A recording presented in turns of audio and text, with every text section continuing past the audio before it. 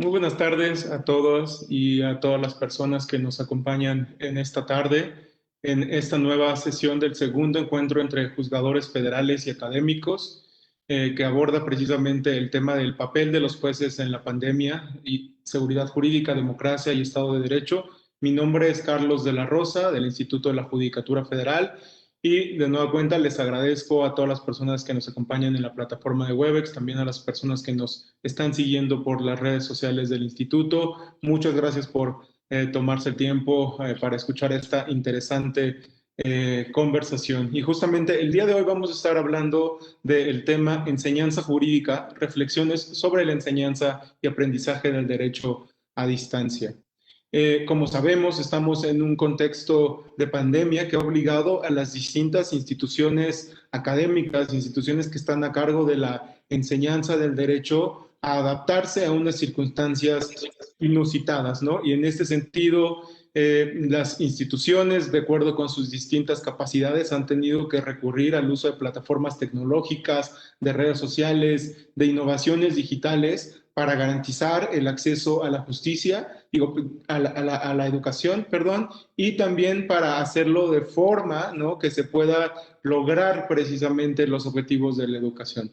Para hablar de este tema tan interesante, nos acompaña el día de hoy la consejera Loreta Ortiz, del Consejo de la Judicatura Federal. Muchas gracias, consejera, por aceptar nuestra invitación. Nos acompaña también la doctora Carmona Díaz de León, Escuela Libre de Derecho. Muchas gracias también por aceptar nuestra invitación. Nos acompaña también la doctora Flores Fernández del CEAD, y asimismo también nos acompaña el doctor Caballero Ochoa de la Ibero. Muchas gracias a todos y a todas por aceptar nuestra invitación, por acompañarnos el día de hoy.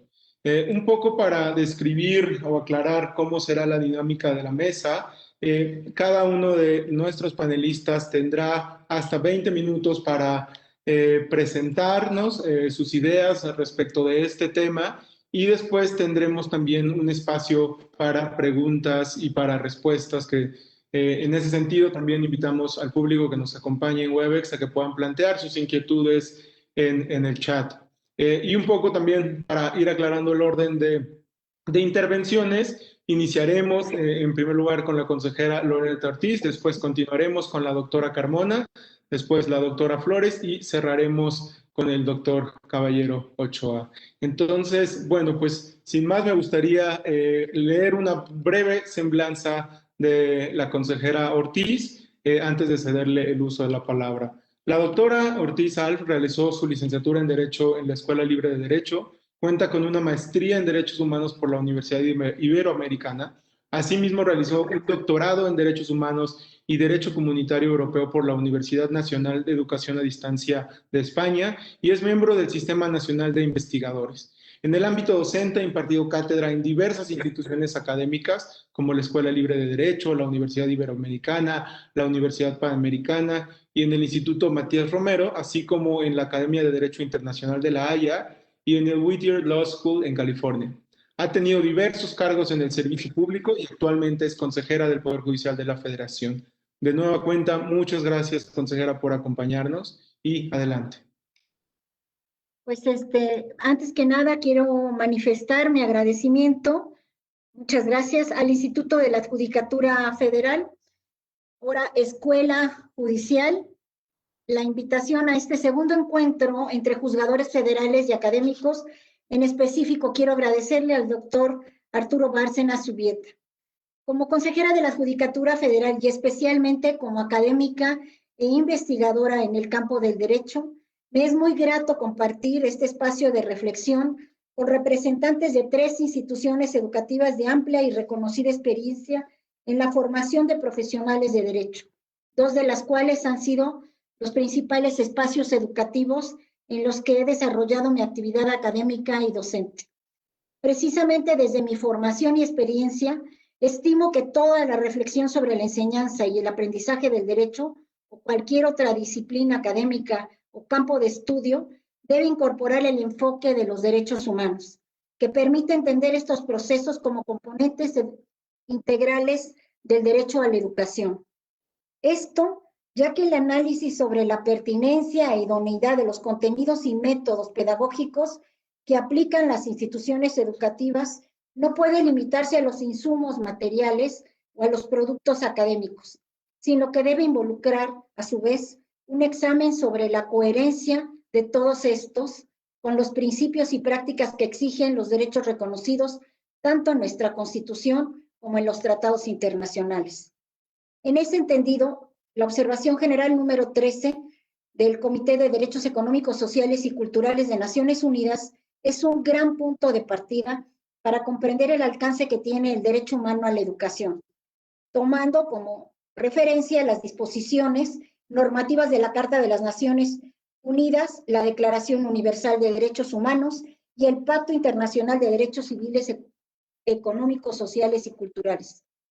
La citada observación general establece que la educación debe orientarse hacia el pleno desarrollo de la personalidad humana, capacitar a todas las personas para participar efectivamente en una sociedad libre y favorecer la comprensión entre todos los grupos étnicos y entre las naciones y los grupos raciales y religiosos.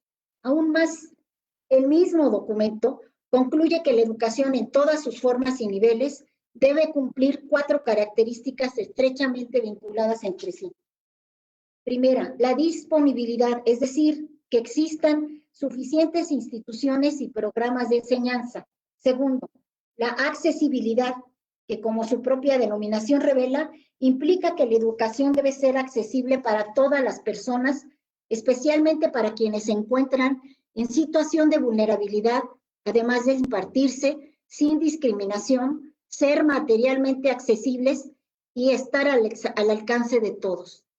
Tercero, la aceptabilidad, característica que se traduce en que los programas de estudio y los métodos pedagógicos sean pertinentes, culturalmente adecuados y de buena calidad. Y cuarto, la adaptabilidad, resumida en que la educación debe contar con la flexibilidad necesaria para adaptarse a las necesidades de las sociedades y comunidades en transformación, además de responder a los requerimientos de las y los alumnos que viven en contextos culturales y sociales variados. De lo anterior, y en primera instancia, surge un primer grupo de reflexiones con relación al tema que hoy nos ocupa.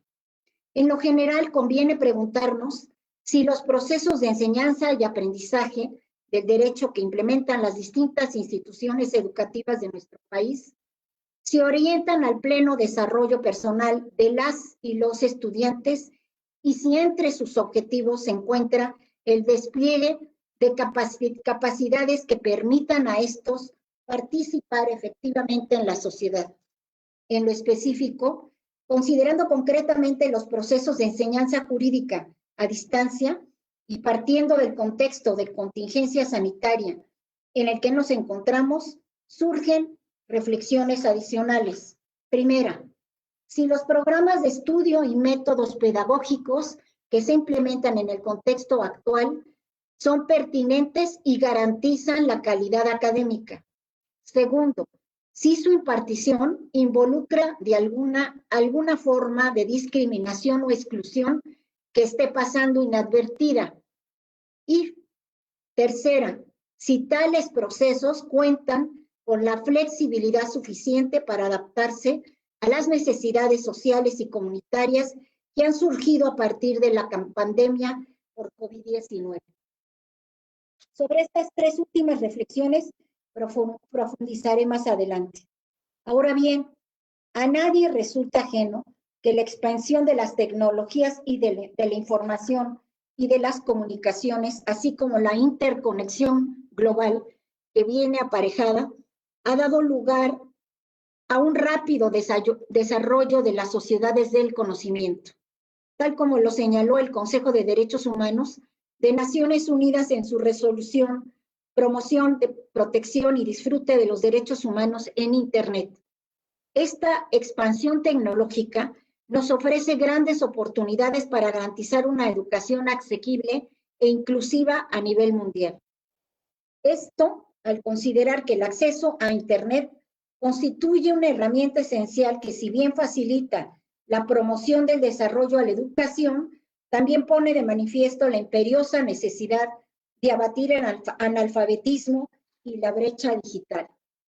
Es así que gran parte de las instituciones dedicadas a la educación jurídica, públicas o privadas, ofrecen en la actualidad programas de educación a distancia que utilizan una amplia diversidad de plataformas digitales, que ofrecen a las y los estudiantes un sinnúmero de recursos digitales e incluso que transforman a raíz las dinámicas tradicionales del aprendizaje grupal.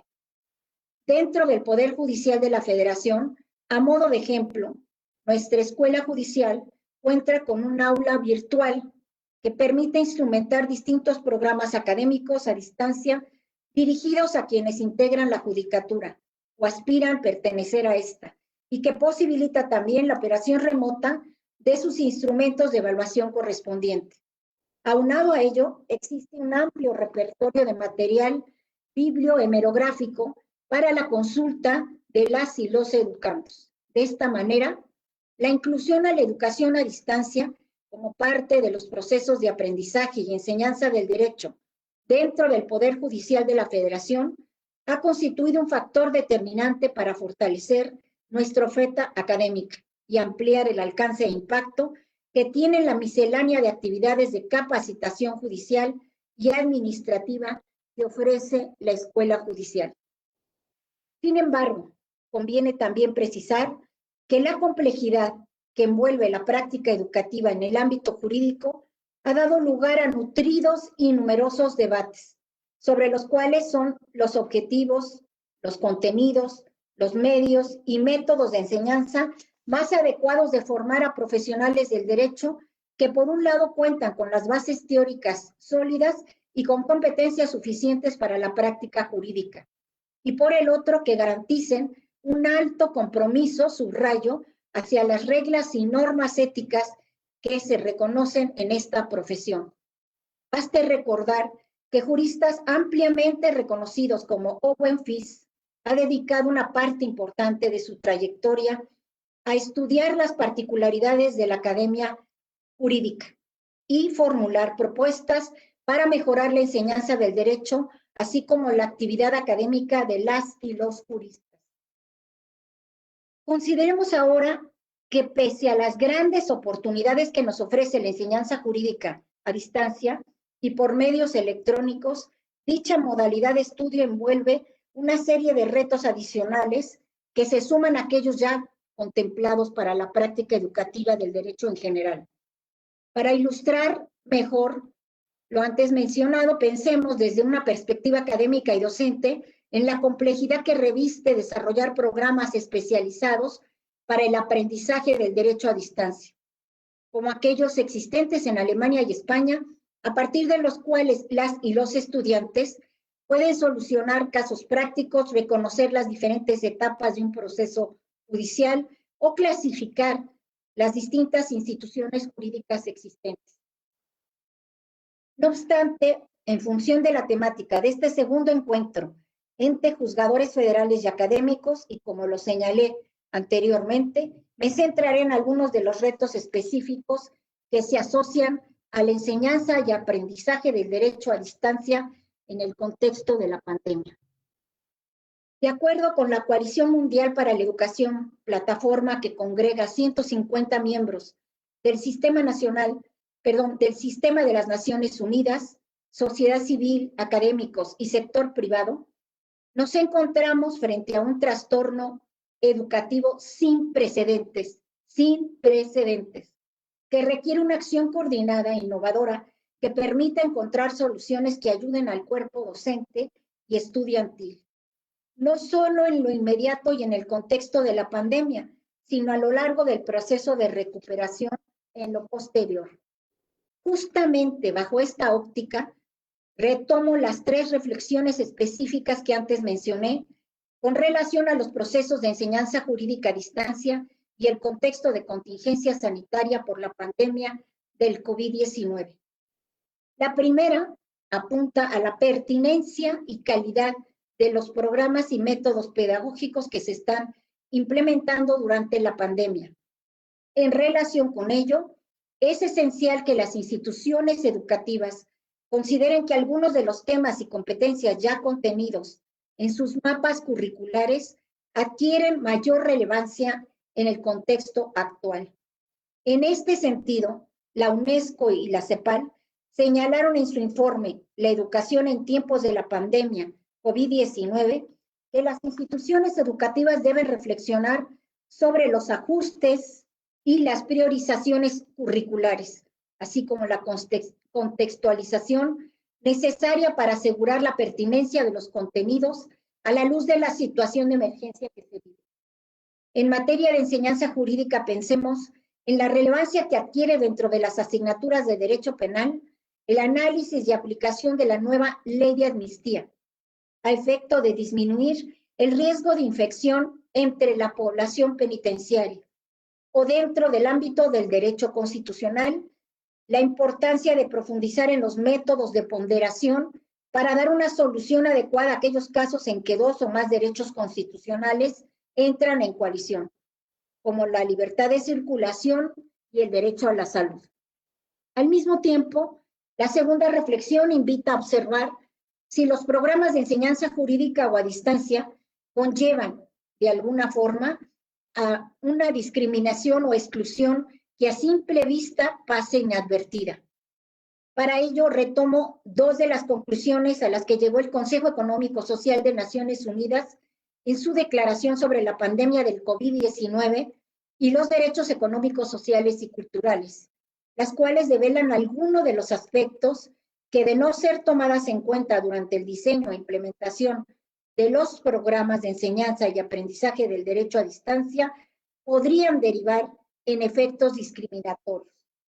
Por un lado, el ECOSOC advierte que las medidas para mitigar los efectos del cierre de instituciones de enseñanza trae el riesgo aparejado, subrayo, de profundizar las desigualdades educativas entre las y los estudiantes, pues aquellos con un menor o deficiente acceso a servicio y equipos asequibles de Internet, como equipos de cómputo, teléfonos celulares u otros dispositivos electrónicos portátiles, se encontrarán invariablemente en desventaja frente a aquellos que sí los tienen. En consecuencia, uno de los mayores retos para las instituciones educativas consiste en generar mecanismos que garanticen la continuidad educativa de las y los estudiantes cuyas condiciones sociales y económicas, subrayo, dificultan los procesos educativos a distancia. Por otro lado, ECOSOC señala que la profundización de las desigualdades de género en círculo y subrayado es otra de las repercusiones negativas de la pandemia.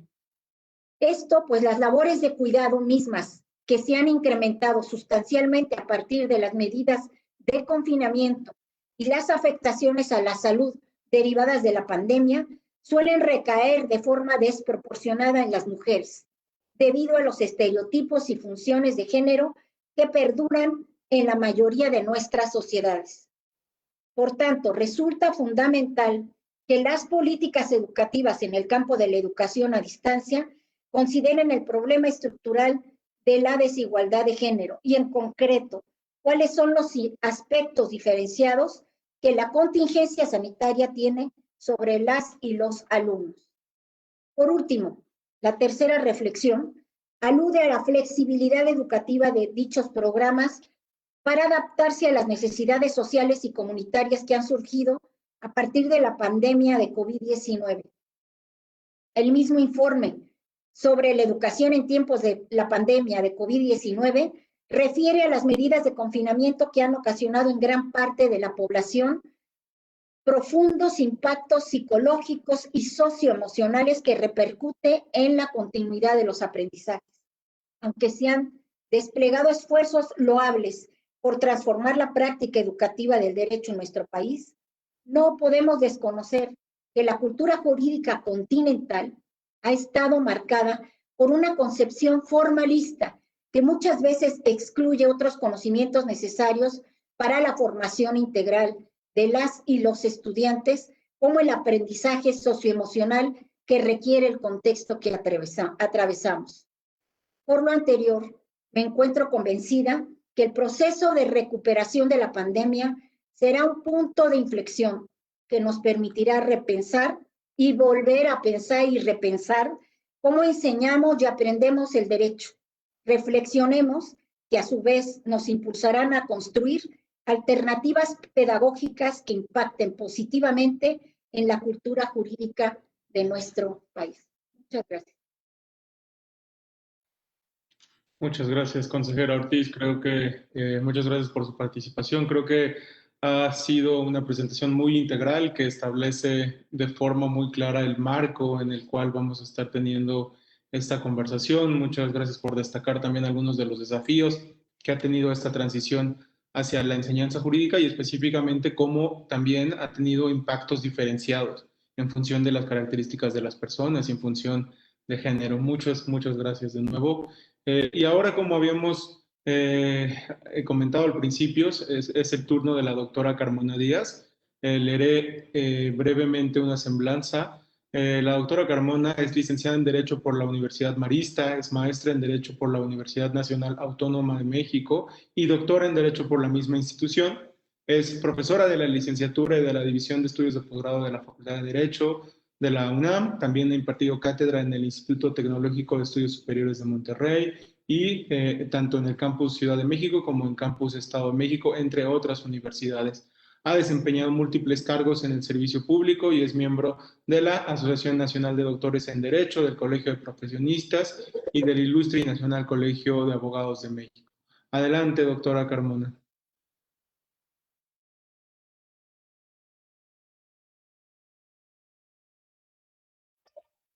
¿Tiene mute? Ajá.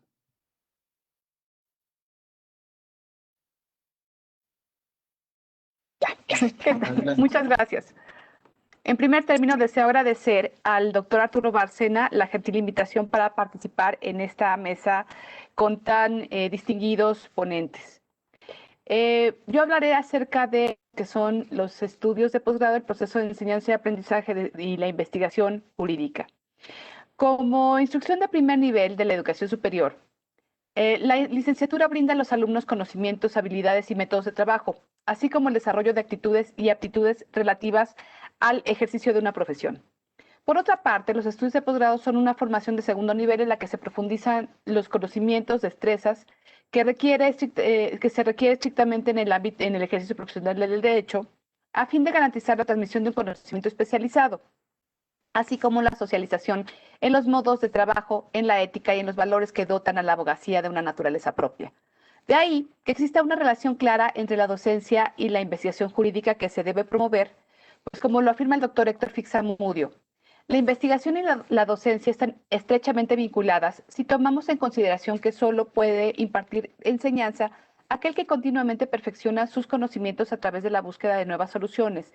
Y esta situación es todavía más evidente tratándose de la enseñanza de posgrado, dirigida a la profundización de los estudios de licenciatura a través de cursos monográficos desarrollados en seminarios y trabajos de equipo, lo que solo se puede lograr si los profesores que imparten cursos superiores están vinculados a la investigación. Así, el trabajo de investigación científica constituye una tarea de corte artesanal cuya enseñanza implica la definición de problemas, así como la generación, aplicación y análisis de resultados. De ahí que la enseñanza de la investigación deba concebirse como la transmisión de un oficio, por lo que para el desarrollo de ambas tareas, la docencia y la investigación se debe privilegiar que los investigadores de carrera impartan cátedra y los profesores realicen investigación. El proceso de enseñanza-aprendizaje que se lleva a cabo en los estudios de derecho debe partir de la determinación del vínculo existente entre el profesional de la educación, es decir, del maestro, y el sujeto de educación, es decir, el alumno, así como las relaciones que se originan entre ellos a partir del currículum escolar, o sea, del plan de estudios. El maestro como profesional de la educación es una parte fundamental en el proceso de enseñanza-aprendizaje, debido a que en él gravita la obligación profesional y la responsabilidad de educar a través de todas las acciones que repercuten en la instrucción y el desarrollo de la personalidad del alumno. Un ascendente que no es para nada menor, toda vez que se manifiesta en tres ámbitos distintos. Al dirigir el desarrollo intelectual, tiene un grado preferente. Si se induce a la adopción de determinadas actitudes o decisiones respecto a su desarrollo profesional y, por lo tanto, interviene con otros actores como la familia, la sociedad y el Estado, entonces es compartido. Y por último, puede ser complementario si se toman en consideración las preferencias personales del alumno en cuanto a las predilecciones artísticas, creencias religiosas, orientación sexual, opciones respecto a su tiempo libre, entre otros. Asimismo, cabe señalar que el influjo del profesor deviene de 3 presupuestos derivados de la propia actividad académica: la libertad de cátedra, la libertad de cátedra, la deontología profesional y la preparación. En este último punto sobresale un tema que parece palmario, pero que es de vital importancia: la actualización de estudios, debido a que los alumnos concurren a las aulas, sobre todo a las de segundo nivel, para nutrirse de las últimas reformas legislativas, de los avances de la dogmática jurídica, de las tendencias más novedosas de la filosofía del derecho, con el objeto de aplicarlos en su vida profesional, tanto en el foro como en la academia, a fin de reproducir y generar a su vez conocimiento. Ahora bien, además de contar con los conocimientos actualizados en la materia sobre la que se imparten clases y de contar con herramientas didácticas para transmitir saberes y habilidades, los profesores deben asumir un papel en el aula, que, como lo señalan Marian Martinello y Gillian Cook, puede resultar igualmente satisfactorio, pero que variará dependiendo del conocimiento y de la propia soltura y comodidad del docente ante el grupo. De tal manera que se asuma como maestro, director o conductor si prefiere controlar el desarrollo del currículo, la toma de la mayoría de las decisiones y guiar a los alumnos dentro de una estructura predeterminada. Como maestro guía si prefiere comenzar sus propias ideas. A continuación solicita la contribución de los alumnos y por último sintetiza las 2 series de datos para planificar el estudio. O bien, como maestro mentor, que prefiere convertirse en un miembro más del equipo de investigación, ya que colaborará con los alumnos en la identificación de los temas centrales, respondiendo a las ideas de aquellos, sugiriendo formas de proceder e incluso participando en algunas de las investigaciones. Los docentes pueden desempeñar estos roles en diferentes momentos, ya que es común que durante las clases se asuman como maestros directores o como maestros guías, lo que dependerá también en gran medida del contenido y de la flexibilidad del plan de estudios. Y durante la fase de la tutoría de tesis, principalmente, tomen el carácter de maestros mentores al orientar la investigación que se realiza en esta etapa y acompañar a los alumnos en el proceso de creación del conocimiento. Si se parte de uno de los principales principios pedagógicos, la educación debe satisfacer las necesidades del educando, nos enfrentamos a una problemática particular cuando reflexionamos acerca de la enseñanza del derecho.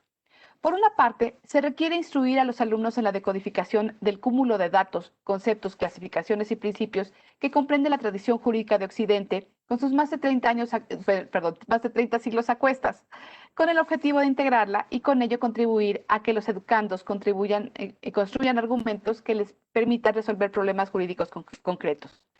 Por otra parte, encaramos un derecho que tiende en mayor medida a la internacionalización, tanto en el ámbito privado, como consecuencia de los intercambios comerciales, como de la consolidación de economías abiertas, como en el ámbito público, principalmente cuando se aborda la materia de derechos humanos, que se rige por los principios establecidos en instrumentos internacionales que inciden en la aplicación del derecho nacional.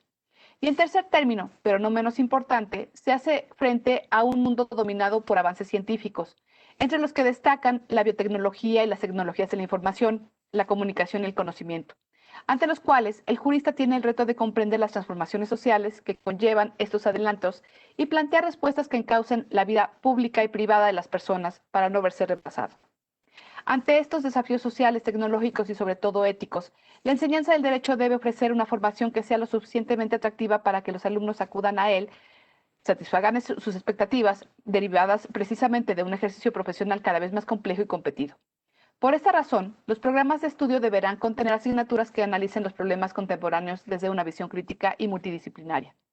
Asimismo, cabe señalar que las expectativas de los estudiantes surgen de las motivaciones intrínsecas, en tanto que los educandos precisamente desean profundizar y perfeccionar los conocimientos adquiridos durante la licenciatura, los cuales se identifican con la praxis aristotélica y se vinculan con la búsqueda de la excelencia en la profesión como bien interno, así como de motivaciones extrínsecas que se vinculan a la poiesis aristotélica, es decir, al bien externo consistente en el reconocimiento social, que otorgan los grados académicos de licenciado, especialista, maestro y doctor en Derecho.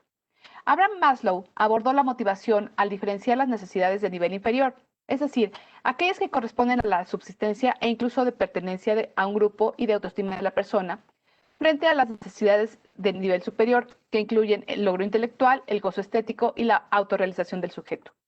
Si se contrasta esta clasificación de Maslow con los bienes aristotélicos, se puede concluir que la praxis se integraría a las necesidades del nivel superior, mientras que la poiesis se incorporaría a las de nivel inferior. Y es precisamente en este punto que vale la pena detenerse, porque la educación, es decir, el proceso de enseñanza-aprendizaje que tiene el dominio de un conocimiento, y la certificación, el mero proceso de certificar o de credencializar, pueden confundirse y generar en los estudiantes una visión distorsionada acerca del por qué se estudia un posgrado. Richard Dohr enfatiza las razones. En el proceso de cualificación, el alumno no se preocupa de saber, sino de que le certifique la sabiduría. No busca el conocimiento en sí mismo ni para su aplicación constante más tarde en una situación de la vida real, sino con el fin único de repetirlo de una vez por todas en un examen. Y el aprendizaje y la repetición son únicamente medios para un fin, el de conseguir un certificado que es pasaporte para un empleo codiciado, una situación, una renta. Si la educación consiste en aprender a desempeñar un empleo, la cualificación consiste en aprender para conseguir un empleo. Este autor plantea el aspecto más negativo de la cualificación al señalar que si el alumno solo se guía por las motivaciones extrínsecas y no alcanza el reconocimiento, la aceptación o el beneficio económico que espera con los estudios, particularmente de posgrado, experimentará frustración debido a que tendrá la sensación de haber sido perjudicado, es decir, la sensación de tener un derecho a un empleo que el sistema, es decir, el gobierno rechaza. Es por esto que el alumno debe tener claridad acerca del tipo de conocimientos y habilidades que adquirirá en cada etapa de su formación, así como de las motivaciones que lo impulsan a proseguir con su educación universitaria con el objeto de que ésta sea verdaderamente acorde con sus expectativas. Por otra parte, el currículum escolar o plan de estudios es un concepto multívoco que puede analizarse desde tres perspectivas diferentes, es decir, desde la administración educativa, de la visión del alumno y del profesor.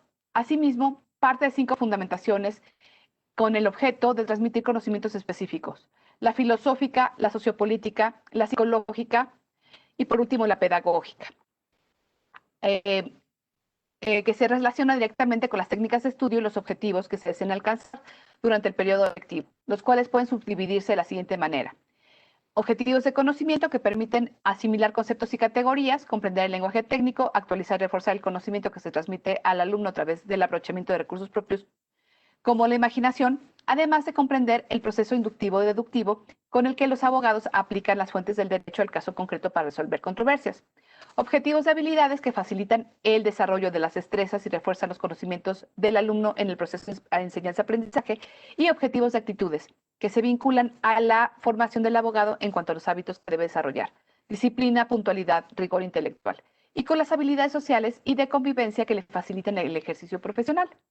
La contraparte de estos objetivos la encontramos en las técnicas didácticas complementarias, ya que a través de ellas se plantean las estrategias pedagógicas que permitirán alcanzar estos objetivos, lo que redunda en la asimilación del conocimiento.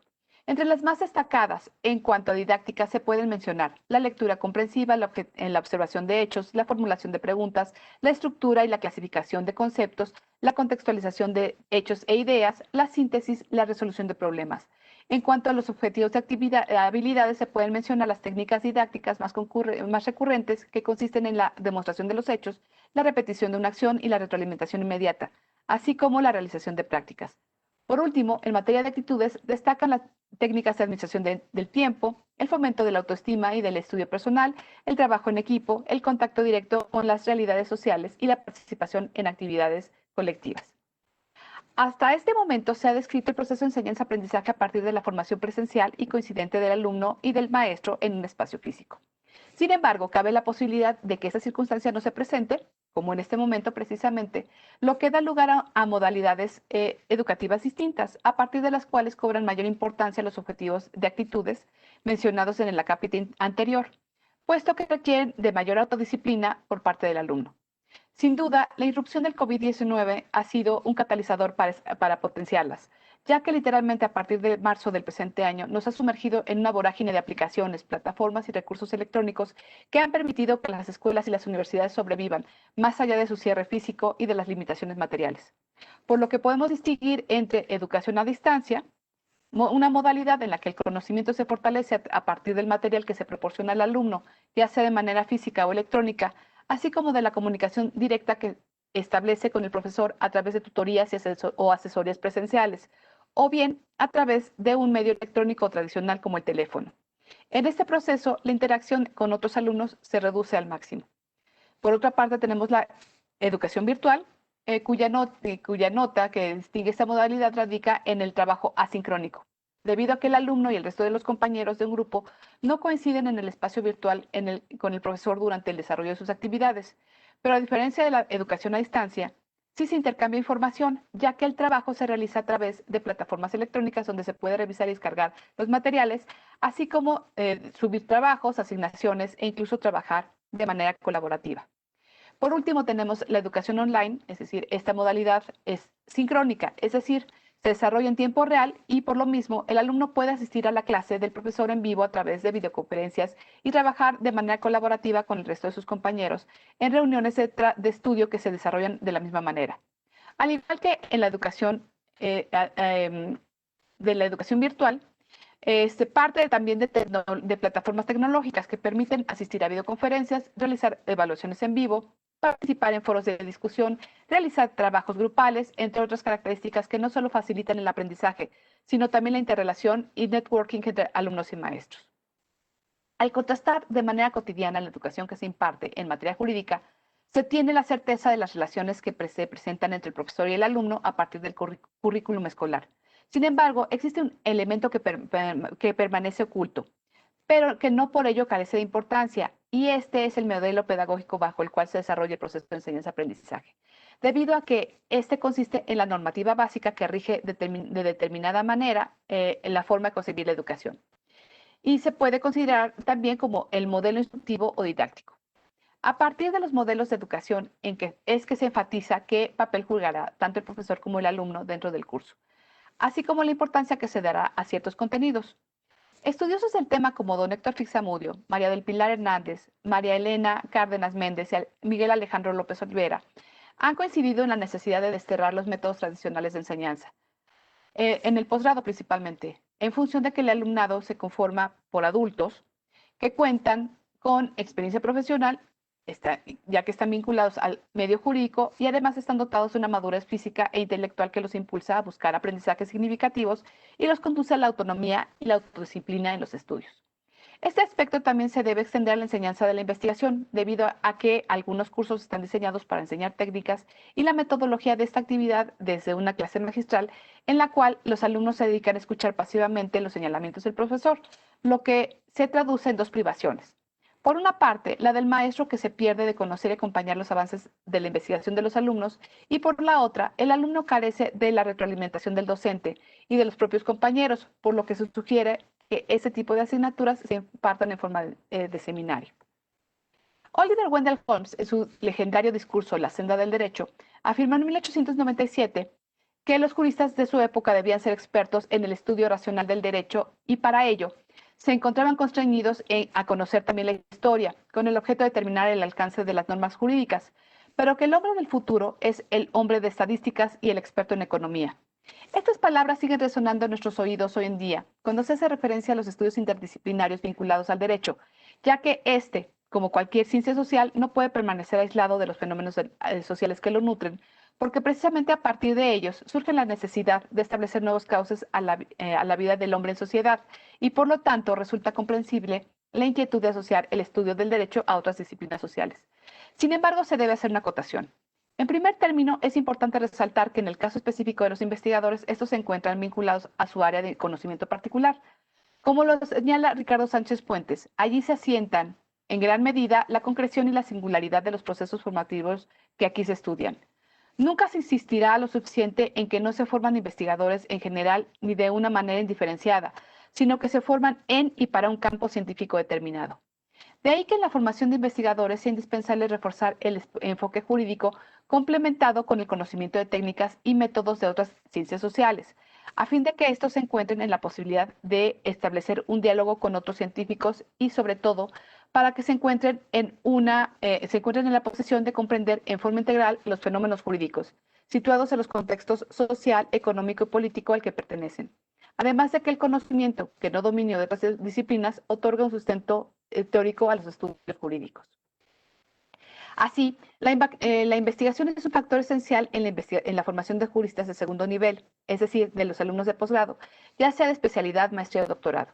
Si bien es cierto que cada uno de estos estudios busca diferentes objetivos, puesto que la licenciatura y la especialidad son eminentemente profesionalizantes, mientras que la maestría puede compartir esta noción, pero a la vez enseña al alumno a buscar por sí mismo el conocimiento y, si es posible, no necesariamente generar otro nuevo, tiene como función la de formar investigadores. Por otra parte, porque se requiere de profesores e investigadores en activo que no solo transmitan conocimientos, sino que enseñen a los alumnos el oficio de investigador. No obstante que durante la década de 1960 se comenzaron a impartir cursos de metodología y técnicas de investigación en las universidades, se ha observado que uno de los puntos débiles de estas asignaturas ha radicado en la enseñanza escolástica de la investigación científica en ciencias sociales y humanidades. En términos generales, se puede caracterizar como una didáctica discursiva, documental, teórico-conceptual de la investigación. Esto se debe a diferentes factores, entre los que destacan la masificación de los estudios de posgrado, la falta de preparación de los estudiantes o de los propios profesores, así como la insuficiencia de personal académico y de plazas de tiempo completo para investigadores, lo que contribuye a que prevalezca la clase magistral sobre la educación activa y hace más difícil la realización de preseminarios enfocados en la habilitación del alumno en el manejo de fuentes de conocimiento del derecho. Y sobre todo seminarios que, en palabras de Juan Ramón Capella, constituyen probablemente la mayor la mejor técnica de enseñanza y aprendizaje que se puede encontrar en las instituciones de educación superior, en función de sus características y de su técnica, de tal manera que se considera ideal para desterrar la enseñanza tradicional que ha imperado en los estudios de posgrado, ya que rompe con sus rasgos más característicos: el verticalismo, autoritarismo, verbalismo, intelectualismo, domesticación y freno al desarrollo, y favorece la participación activa de los alumnos y el trabajo en equipo. Asimismo, coloca a los profesores en el carácter de maestro guía, que contribuye a la generación del conocimiento por parte de los alumnos si dirigen el seminario, o bien de maestro mentor en el caso de que prefieran asumirse como un miembro más del equipo de investigación. Además de que favorece la generación de conocimientos, el desarrollo de habilidades y actitudes que requieren los estudiantes de posgrado y se pueden organizar tanto de manera presencial como de manera online. Es por ello que se sugiere el fortalecimiento de los seminarios, lo que no es óbice para la permanencia de las clases magistrales cuando la asignatura así lo requiera. Si bien es cierto que en las universidades públicas y privadas se ha buscado la formación de investigadores y el fortalecimiento de equipos de investigación a través de asignaturas relacionadas con esta actividad a fin de enseñar a los alumnos el oficio de investigador, se ha suscitado el problema de impartir estas materias de manera tradicional, a partir de clases magistrales que entorpecen a los alumnos de licenciatura, pero sobre todo a los de posgrado, el conocimiento de las vicisitudes de la creación artesanal que rodean a esta labor, la cual implica un aprender haciendo. Es por esta razón que se debe privilegiar en los estudios de segundo grado, sobre todo en la maestría y el doctorado, la realización de seminarios que privilegien la enseñanza activa y fomenten la investigación. Asimismo, el proceso de enseñanza-aprendizaje que se lleva a cabo durante los estudios de Derecho es un entramado complejo en el que participan distintos actores, entre los que destacan el profesor, el alumno, el currículum, así como las propias instituciones de educación superior. Para que tanto la enseñanza como la investigación rindan frutos, se debe privilegiar el derecho al derecho como objeto de conocimiento, sin descuidar el conocimiento de otras disciplinas con sus métodos y técnicas, con el objeto de favorecer la comprensión de los fenómenos jurídicos. Muchas gracias. Muchas gracias, doctora Ramona, por poner también el énfasis en los efectos de estas nuevas circunstancias en los estudios de posgrado. Muchas gracias por su participación. Ahora es el turno de la doctora Lila Zaire Flores. También leeré brevemente su semblanza. La doctora Flores es doctora institucional en Derecho y licenciada en Derecho por la Universidad Juárez del Estado de Durango, maestra en Derecho Internacional por la IGAP del Tecnológico, especialista en Justicia Constitucional, Derechos Fundamentales y Procesos de Amparo por la Universidad de Castilla-La Mancha.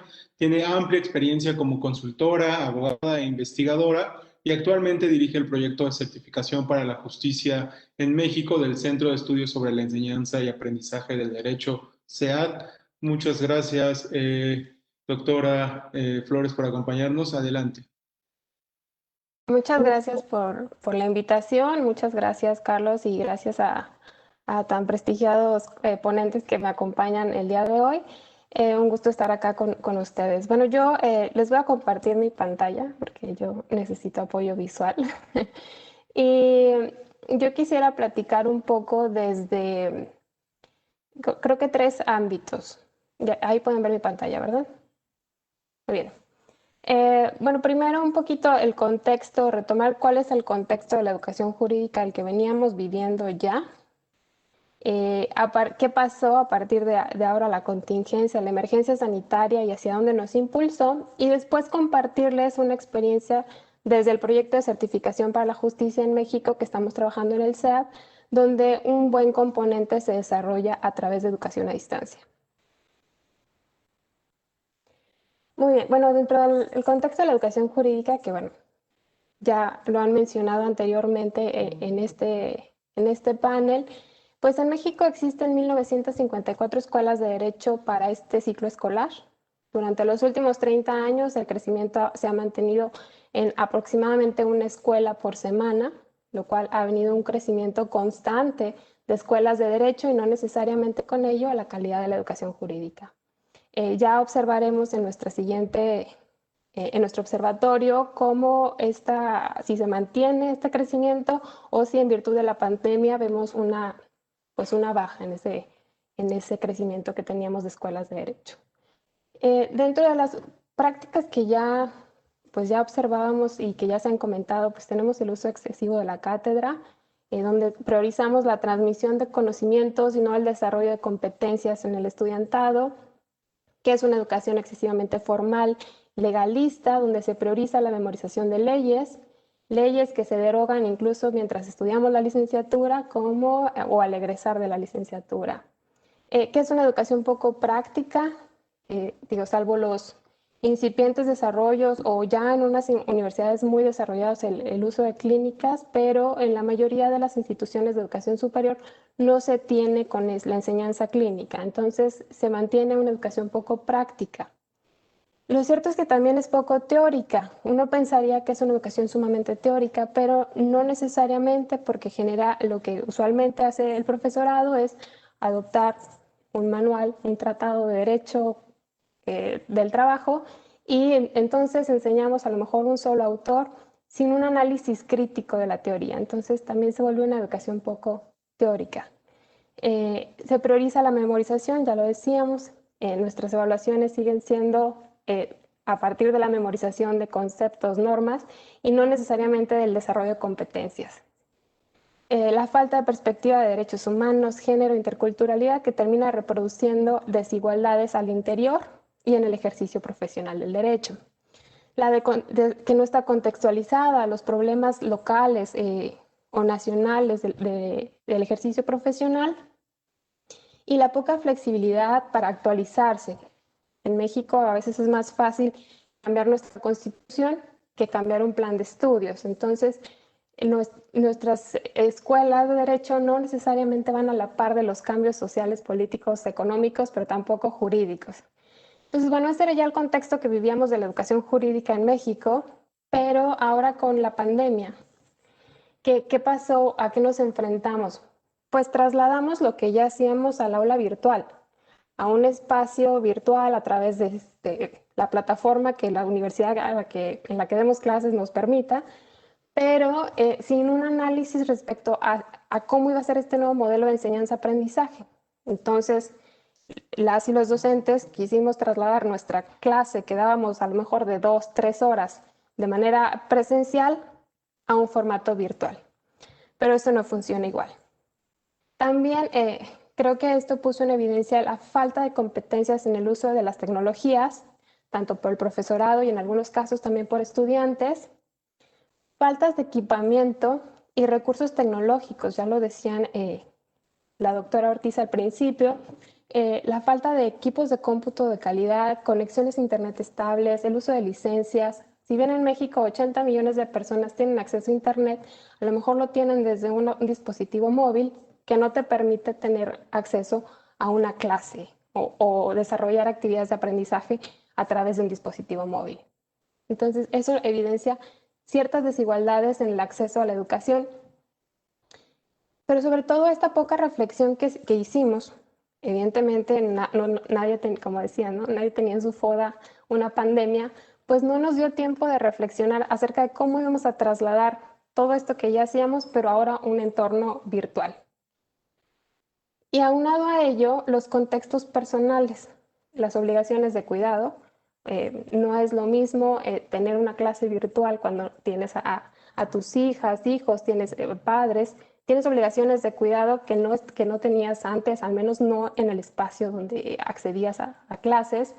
Entornos familiares también sumamente complejos, el bienestar emocional, la situación económica, la incertidumbre, todo ello pues se nos vino como, pues se nos juntó todo, ¿no? Y ahora es reflexionar acerca hacia dónde vamos, pero qué aprendizajes tenemos y cómo se tienen que adaptar las universidades a esta nueva realidad. Pero lo cierto es que esto que hemos vivido al momento nos sirva para reflexionar hacia dónde lo podemos llevar, siempre pensando en hacer un mejor aprovechamiento de los recursos que tenemos como instituciones públicas o privadas, también mejorar la calidad de la educación jurídica y también la accesibilidad, considerando las brechas que existen entre los estudiantes y el profesorado. Entonces yo les quiero platicar acerca de un proyecto que estamos trabajando en el SEAD y la experiencia que hemos tenido y lo que nos invita a reflexionar hacia dónde podemos llevar ciertos componentes de la educación jurídica. Bueno, para quienes no nos conozcan, el SEAD somos un centro de investigaciones que nos dedicamos a desarrollar iniciativas para mejorar la calidad de la educación jurídica, pero también el ejercicio profesional del derecho. Desde hace un par de años empezamos a trabajar en un proyecto denominado Certificación para la Justicia en México, que está financiado por la Iniciativa Mérida. Este proyecto busca contribuir al fortalecimiento de la profesionalización de las personas que ya operan en el sistema jurídico, quienes operan en el sistema de justicia penal. Lo estamos haciendo a través de un modelo de formación y evaluación de competencias para una certificación en ciertas profesiones jurídicas, ¿no? Que sería como agentes del Ministerio Público, defensoras y defensores, asesores jurídicos de víctimas, facilitadoras y también a las personas que capacitan a estos operadores. Nuestro modelo de certificación tiene dos grandes componentes. Una es la evaluación de conocimientos y la otra es la evaluación de habilidades o de desempeño. Cada una de estas fases tiene un curso de preparación para la evaluación y el proceso de evaluación. Todos estos procesos se llevan a distancia y es aquí donde yo les quiero compartir lo que hemos vivido y las decisiones que hemos tomado. El primero es la capacitación.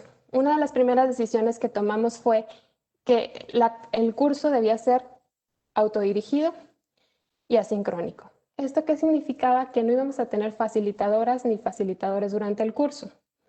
¿Por qué optamos por eso? Por el alcance que necesitábamos tener dentro del proyecto. ¿Cuáles son los retos que esto representa? Es cómo le das retroalimentación a quienes están tomando tus cursos. ¿Cómo les das un seguimiento? ¿Cómo les dices cómo van? ¿Y dónde hay que reforzar?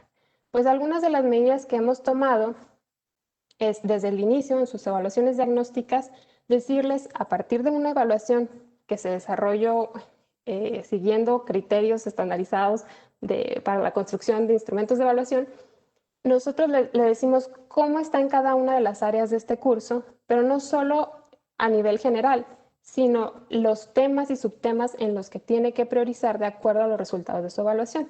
Entonces la persona desde que inicia el curso puede identificar cuáles son aquellos temas que debe priorizar.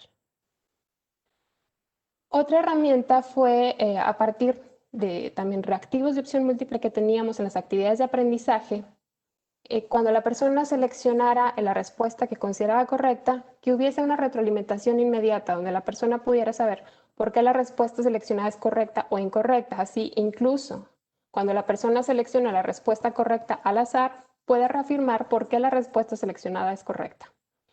Otro mecanismo que tenemos es para aquellas preguntas que son abiertas y que requieren a lo mejor una pregunta de reflexión, se le ofrecen listas de cotejo, donde la persona puede autoevaluar si su respuesta cumple con los criterios necesarios. Entonces ahí hay un proceso de reflexión y autoevaluación.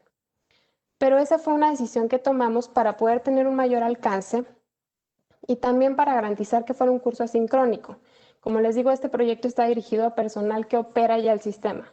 Personas que normalmente no pueden distraerse de sus funciones para acudir a un curso de capacitación o que son contados aquellos cursos a los que pueden asistir porque no es compatible con sus cargas horarias. Entonces, esto permitía acceder a plataforma 24 horas al día, los 7 días de la semana, que permitía que otras personas accedieran al curso, y esto sin dejar de lado lo importante que es que la institución le permita o le dé un espacio a las personas para que puedan realizar su proceso formativo. Asimismo, bueno, pues también estos cursos ofrecen otro tipo de recursos que ayudan a fortalecer sus competencias, los procesos de reflexión. Muchos de ellos son videos que muestran desempeños reales. Nuestros videos de audiencia son réplicas de videos reales, solo que cambiamos nombres, contratamos actores y actrices para cuidar la confidencialidad de los datos. Pero a través de estos videos pueden observar, reflexionar acerca de buenas prácticas. También cuando se observe una mala práctica, porque hay videos que están dirigidos para eso, pues los participantes pueden hacer un análisis y una reflexión respecto a estas muestras de desempeño. Otros videos que tenemos, bueno, son meramente reflexivos y otros que ofrecen el uso de ciertas herramientas que proporciona el curso, como formatos para elaborar tutorial del caso, formatos para elaborar un plan de investigación, entre otros. Bueno, ahora quizás lo más novedoso de nuestro proceso son los modelos de evaluación. Nosotros, como yo les decía, hay un modelo de evaluación de conocimientos y un modelo de evaluación de habilidades. El modelo de evaluación de conocimientos lo trabajamos con Ceneval, que ustedes conocen, pues es una asociación civil que ya tiene muchos años, con mucha experiencia en el desarrollo de exámenes estandarizados, sobre todo de opción múltiple. Y por otro lado, tenemos una evaluación de desempeño o evaluación de habilidades a través de un modelo de portafolios de evaluación, que ese es un desarrollo por parte del equipo interno del SEAD. Respecto a la aplicación de las evaluaciones de conocimientos, afortunadamente con Ceneval hemos trabajado en la modalidad de examen desde casa, que nos permitió aplicar exámenes aún en el contexto de la emergencia sanitaria. Y esto es algo ilustrativo de qué tipos de resultados les entregamos a las instituciones, el desempeño global de la institución, las recomendaciones generales, pero también les entregamos los resultados individuales y semaforizados para que las instituciones puedan identificar cómo focalizar sus recursos de capacitación, no solo a nivel institucional, sino a nivel individual. Nuestra evaluación de desempeño, que es la parte más interesante creo que de este proceso, es que se desarrolla a través de portafolios de evaluación, que es un modelo de evaluación auténtica.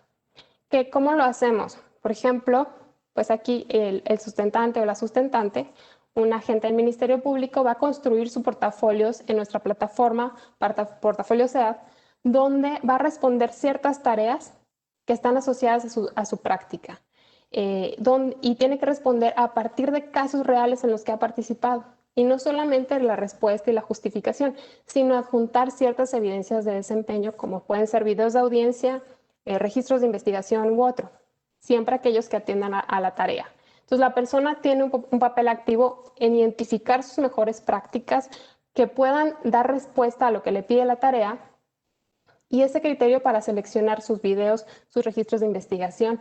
Y no solamente se ve el video, es decir, no solamente vemos cómo una persona argumenta en audiencia, sino un proceso previo de reflexión de cómo toma ciertas decisiones. Entonces, eso lo hacen las personas que participan en este proceso, pero las personas que califican también lo hacen desde la plataforma. Estas personas se seleccionan a partir de un comité, de acuerdo a su experiencia, y reciben un proceso de capacitación en el uso de las rúbricas que van a utilizar.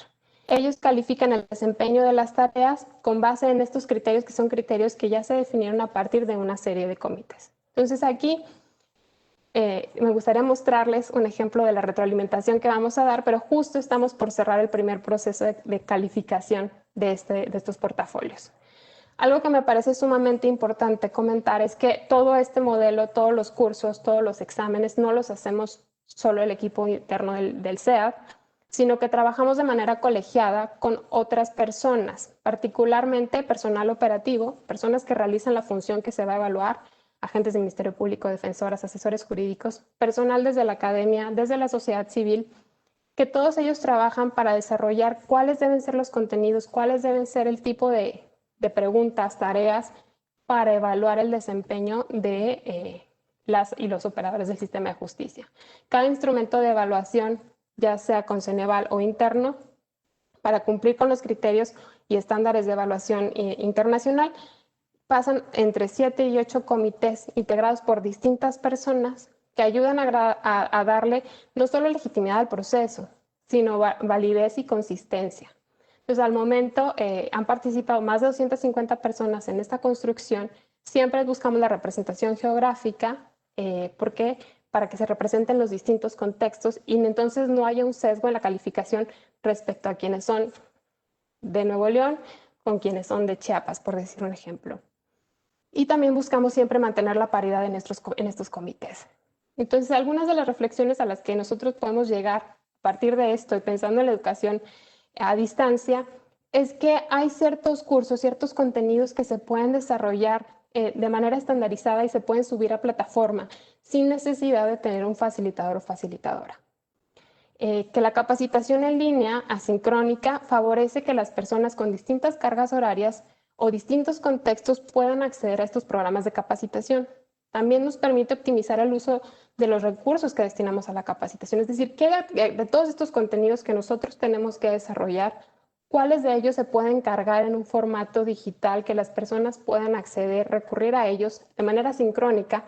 ¿Y qué contenidos, qué desarrollo de competencias se tienen que hacer de manera presencial a través de retroalimentaciones, talleres, seminarios, entre otras?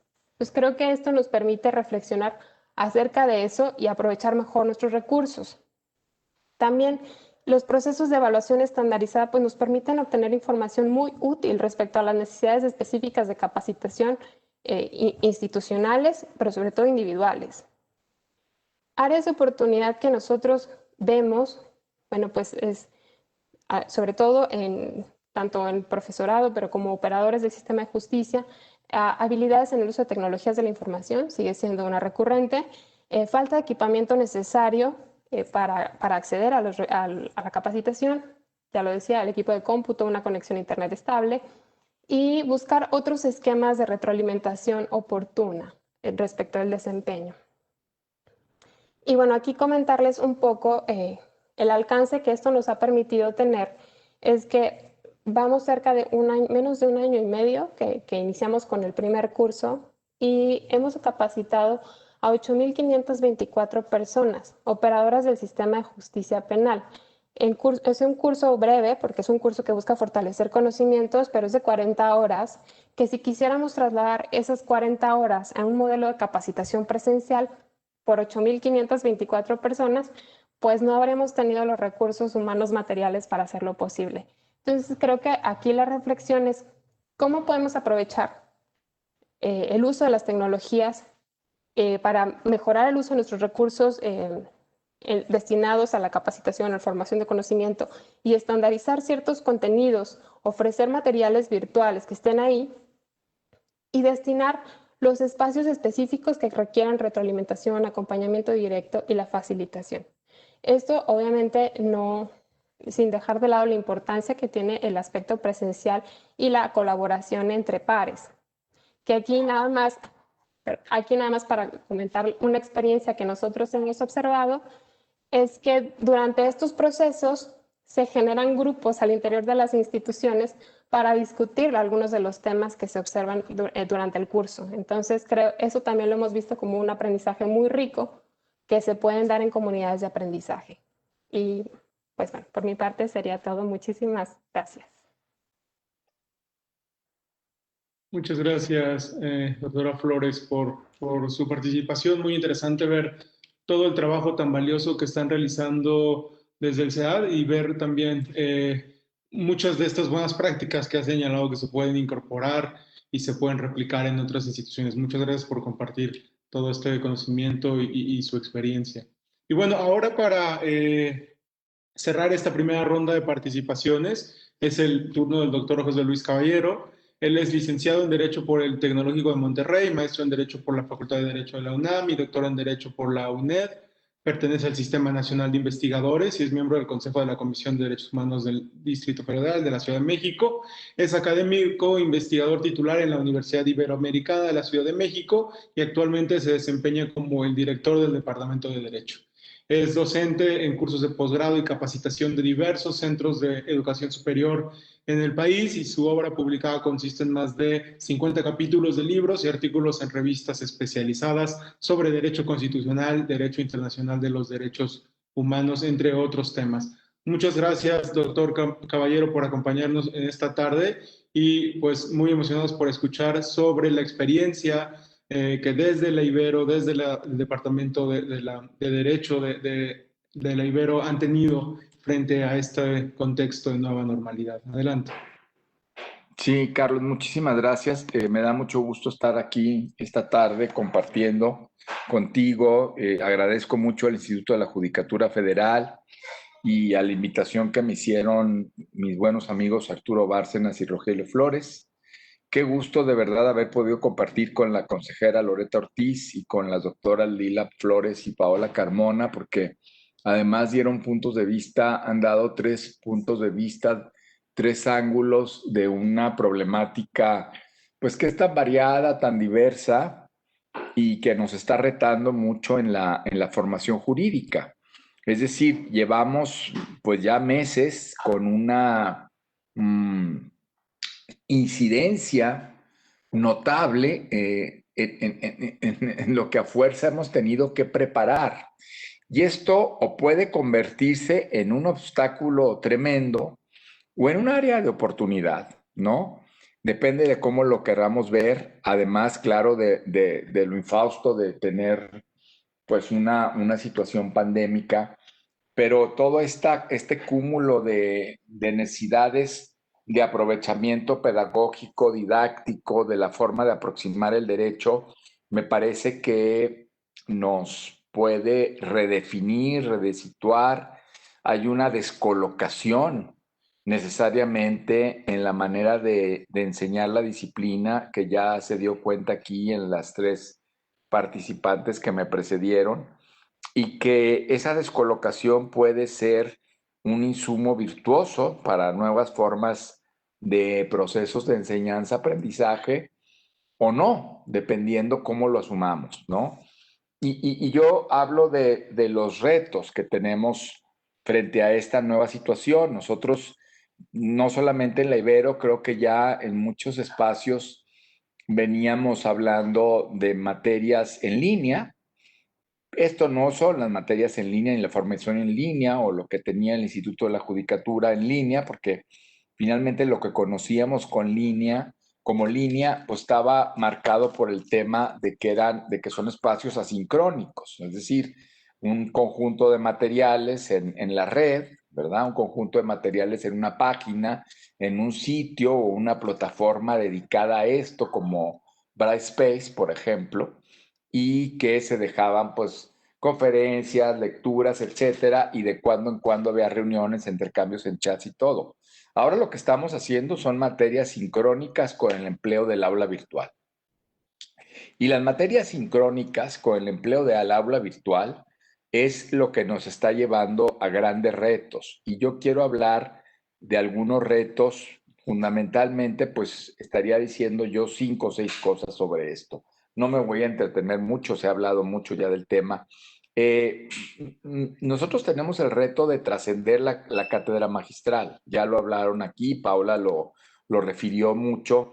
En derecho hemos sido pues reproductores de contenidos memorísticos, donde los alumnos y las alumnas son receptores, ¿no? Hay una disciplina vertical, formalista, de aprendizaje de memoria de conceptos, de cláusulas, de artículos, de leyes, ¿no? De doctrina, de definiciones, de características. Y esta idea de la cátedra magistral, nosotros la estamos transitando hacia la formación de competencias y hacia la interdisciplina, ¿no? Yo creo que la iberoamericana ha pensado mucho desde su posición y el Departamento de Derecho en una forma de enseñanza jurídica menos vertical, menos de cátedra magistral, o sea, más por formación de competencias y de capacidades, y más interdisciplinar, no solamente dentro de las vertientes jurídicas que en un esquema tradicional lineal no se comunican. Nosotros, las materias son, digamos, como ordenamiento, como posicionamientos teóricos estancos que no se comunican, y menos con la interdisciplina extrajurídica, digamos.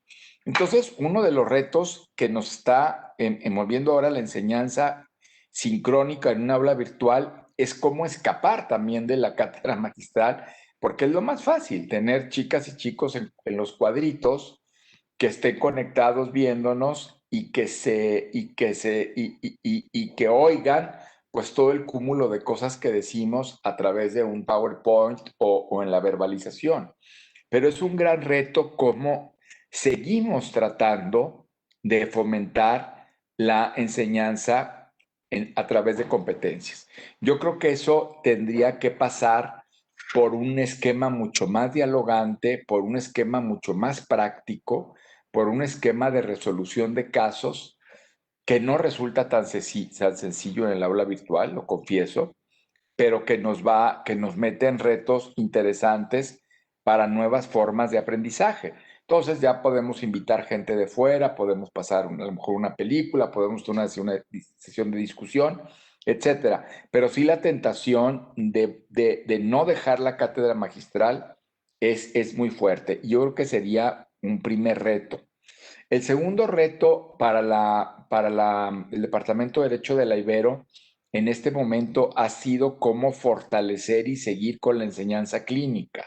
Porque la enseñanza clínica, pues que hemos nosotros en los últimos años trabajado, ahora tenemos 4 clínicas, es exactamente pasa por una serie de ejes que tendrían que estar interconectados con más cosas que una sesión de 2 horas sentados oyendo, escuchando a alguien. O sea, ¿qué pasa por la enseñanza clínica? Bueno, pasa conocimiento técnico especializado, y ese conocimiento se traduce en formación de competencias, y la formación de competencias necesariamente llega con elaboración de escritos, con la posibilidad de presentar amicus curiae, con la posibilidad de ir con litigios estratégicos ante los tribunales, especialmente ante la Suprema Corte de Justicia de la Nación, con posibilidad de armar escritos que incidan en política pública o en legislación. Es decir, una serie de tareas que, digámoslo, se tallerean, ¿no? Y eso sale del aula virtual para poderse reunir en temas de taller, y ahora es un tema complicado porque la reunión pues es imposible. Entonces ya hay un tema fuerte de la enseñanza clínica. El otro tema de la enseñanza clínica pues es la incidencia social, entre disciplina, ya lo dije, la incidencia social, es decir, la posibilidad de atender personas y grupos en situación de vulnerabilidad o desigualdad que requieren una acción de lo que llamamos interés público, para eso se hacen las clínicas, litigio estratégico o interés público, pero que ahora nos ponen en este nuevo reto. Y el último punto de lo que yo llamo la enseñanza clínica, pues es también la posibilidad de encontrar casos, que eso quizás sea fácil en este México nuestro, sobre temas de frontera, es decir, que las alumnas y los alumnos se conviertan en expertas y expertos en esa área precisa, puntual de la formación clínica, ¿no? Que eso a mí me parece, además de la utilidad de la formación, muy simbólico, ¿no? ¿Quién sabe de este tema concreto que está abriendo brecha? Pues ese grupo de alumnos que está llevando esa clínica con ese litigio estructural. Entonces, toda esta comunicación, que es formación por competencias, está impactada fuertemente por el momento que estamos viviendo, ¿no? Y claro, ahora nosotros también tenemos pues la oportunidad de ir abriendo otras áreas, Nosotros hemos estado muy enfocados en interculturalidad, en género y justicia, en medio ambiente, desde un punto de vista menos regulatorio, administrativo, más desde el derecho humano, un medio ambiente adecuado. Pero ahora tenemos el reto también y nos estamos metiendo porque también las circunstancias nos impelen, pero porque ya era una idea que traíamos en meternos a los temas de salud pública. El tema de la pandemia nos está pues incitando, digamos, a que la educación clínica también responda al momento actual que estamos viviendo y en dónde están los grandes problemas que la investigación relacionada con la docencia, sobre todo en el posgrado, lo decía Lila, sobre todo en el posgrado, y también Paola, en la Universidad Iberoamericana se está vinculando con la investigación. Entonces, hemos generado también un espacio de investigación jurídica en temas de COVID y cómo el derecho tiene que impactar en eso y puede dar soluciones pertinentes. Ese es otro espacio también de retos, cómo hacer investigación interdisciplinar. Luego, otra cosa que a mí también me parece un reto es entender los derechos que están en juego. Es decir, hay una parte que no estamos a lo mejor visibilizando del todo, pero es el derecho a la privacidad y el derecho a la propia imagen de quien acude a las sesiones en las aulas virtuales, ¿no? Entonces la universidad ha estado instalando protocolos de privacidad, por ejemplo, o cartas de aceptación en las grabaciones, en las sesiones por Zoom, en si se va a hacer pública. Ahí está la propia imagen en manos de la universidad, ¿no? En las ligas de Zoom. Y bueno, hay ya incluso una declaración que se firma de la posibilidad de que la universidad emplee esta propia imagen en las sesiones que se dan, ¿no? Y también qué tanto uno puede incidir en que la gente o que los alumnos y alumnas, fíjense que este es un tema también de debate interesante, se conecten a plenitud, es decir, abran las cámaras y muestren su intimidad. Este es un tema que no es menor en términos de derecho a la privacidad y protección de datos, porque sobre todo, bueno, más que protección de datos, derecho a la privacidad del espacio, porque hay muchas ocasiones donde hay ambientes pues que no son propicios a lo mejor para mostrarse al público, ¿no? Yo tengo una serie de libros acá como muchos, ¿no? A veces este escenario biblioteca que muchos académicos y académicas tenemos cada vez que nos conectamos, pero hay gente o alumnas o alumnos en donde viven en entornos más, digamos, susceptibles de evidenciar cierta vulnerabilidad. Por ejemplo, cuando hay enfermedad, cuando hay alguien en casa que está pasándola mal por la propia pandemia, porque hay ambientes no necesariamente resguardados, como el espacio universitario. El espacio universitario finalmente nos democratiza, pero el espacio virtual evidencia muchas cosas que no nos democratizan. Incluso pueden ser situaciones de violencia. Entonces, no es solo un tema pedagógico o esto de la formación, sino es un tema de los derechos de quienes están siendo participantes del proceso de enseñanza-aprendizaje. Profesores, pero sobre todo alumnos de alumnos.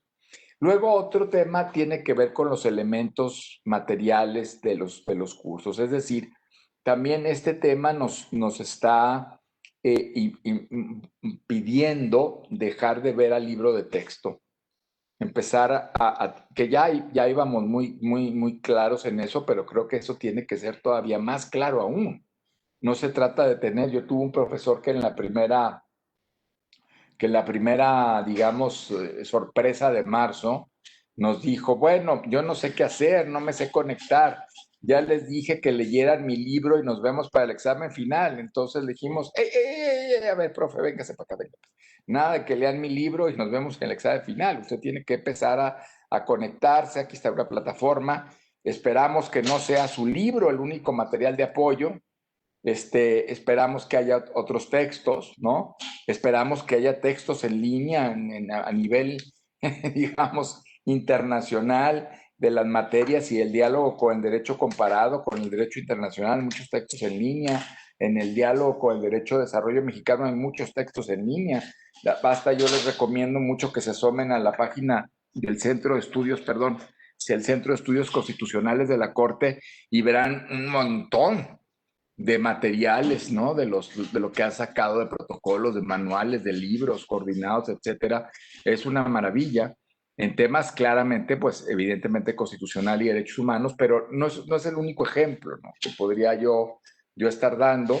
Y entonces eso va haciendo que también sea un reto, pero al mismo tiempo una posibilidad de enriquecer los materiales y que no sea únicamente el aula virtual, un espacio de cátedra magistral en donde es una sola voz, un soliloquio y un montón de gente que se dedica a escuchar, sino que se pueda compartir y debatir. Necesitamos en el derecho muchísimo eso y seguirlo acentuando. Entonces yo creo que este reto se tiene que vencer. Y luego, pues también el tema de las evaluaciones, ¿no? Nosotros en la universidad hemos batallado muchísimo con el tema de las evaluaciones porque, pues en derecho, y ustedes lo saben, pues no hay que decirlo mucho, lo sabemos, cómo la práctica es pues instalar estos pequeños tribunales o estos pequeños sínodos de 3 personas que evalúan oralmente a alguien que está necesariamente enfrente de nosotros y que estamos viendo y que sabemos que no tiene nada a la mano. O cómo hemos cuidado pues la posibilidad de que no haya comunicación. Ahora como nunca, de verdad, me he dado cuenta cómo nos ha impactado, yo creo que en todas las disciplinas y ciencias y todo, pero en derecho, cómo nos ha impactado la idea de que los estudiantes no se comuniquen. Precisamente por el tema del soliloquio, de la cátedra vertical, de la cátedra formalista y memorística, necesariamente eso implica que no haya comunicación ni visual ni verbal entre uno y otro. Entonces, para nosotros ha sido un muy buen profesor o una muy buena profesora, alguien durísimo que no permite que nadie copie. Entonces, ¿por qué eso no se permite? Porque tú te aprendiste cosas de memoria y entonces, ¿cómo vas a ver lo que el otro aprendió a través de verle el examen escrito o alguien te va a dictar o te va a decir alguna cosa, la definición? Entonces, tú eres muy buen profesor o buena profesora en la medida que seas muy estricto y alejes cualquier intento de este fraude que sería copiarle al otro u obtener información. Y yo digo, bueno, qué interesante es aprender a relativizar eso, no porque queramos que se haga fraude con el conocimiento y que se evidencie en los exámenes cosas que no se estudiaron, sino que están en otro nivel, pero sí me llama la atención el nivel de obsesión que tenemos con eso. Yo he tenido algunos profesores, hay que decirlo, sobre todo señores, hombres, ¿no? Que dicen, es que necesito hacer el examen presencial necesariamente, aunque haya distancia, yo veo cómo le hago, pero esto no puede cambiar en derecho. Bueno, pues sí puede cambiar y está cambiando. Yo les he dicho, nosotros tenemos una directiva dura de las autoridades sanitarias y de las autoridades universitarias para que no haya reunión. ¿Cómo es posible? Pues sí, así es. ¿Y cómo le hago? Pues hazle como puedas. Pero puedes hacer un examen y evaluar el conocimiento. Eso está presentando un reto novedoso. Las herramientas de evaluación nos están sacando del clásico examen oral de derecho de rama en un discurso verbalizado, todo lo que tienes en la memoria, aunque el día siguiente se te olvide. Y vienen las competencias también, ¿no? Entonces, me parece a mí importante y yo les quiero contar cómo hice yo mi examen o una parte de mi examen final, pues para ver cómo podemos tener otras rutas y quizá pudiera servir de ejemplo, no sé, ojalá, porque eso de la evaluación también es un gran reto, ¿no? Y cómo nos jugamos todo de ser buenos profesores y profesoras en el examen, insisto. Yo lo que hice fue en una parte del examen, les dije, todos se conectan, todas se conectan, están en Zoom, es mi clase de derechos humanos, y les dije, les va a llegar un correo con un documento en este momento. Ustedes abren el documento, lo empiezan a leer, abren un correo, ponen mi dirección y empiezan a redactar del documento al correo. Y el documento era el acuerdo del INE del 6 de noviembre sobre la validación de paridad en todo en las gobernaturas, ¿no? Es decir, esta idea de que los partidos en 2021 tienen que elegir de las 15 candidaturas a las gobernaturas de las entidades federativas, pues al menos 7 mujeres. Y esto está sub judice ahorita en la sala superior, que yo espero que valide lo que el INE dijo, en fin.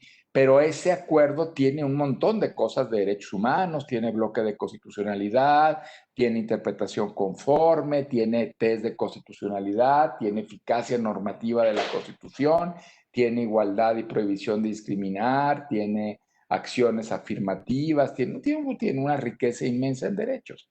Entonces les dije yo, pues, ¿por qué no traducen lo que hay en el documento ahorita en un mail y me escriben cómo ustedes pueden relacionar, como si hicieran un análisis de especialistas en derechos humanos del documento en cuestión, ¿no? Y eso fue. Y entonces yo los tenía enfrente, no se conectaban.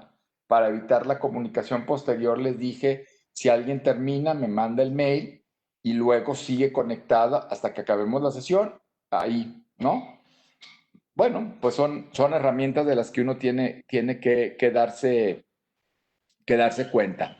Ahora, lo que sí es un hecho es que esta manera de estarnos comunicando, además de la asignatura formal, pues yo creo que haya llegado para quedarse por la posibilidad de las conferencias, eso es impresionante, por la posibilidad de convocar a un montón de gentes, por la posibilidad ahorita tenemos 213 participantes, imagínense, en un espacio donde regularmente no sería tan sencillo tener gente, digamos, en un espacio espacios tan reducidos, ¿no? Nosotros en la Ibero hemos llegado a tener hasta 1,000 personas, 1,100 personas, una conferencia del ministro presidente, por cierto, sobre el tema de la reforma judicial.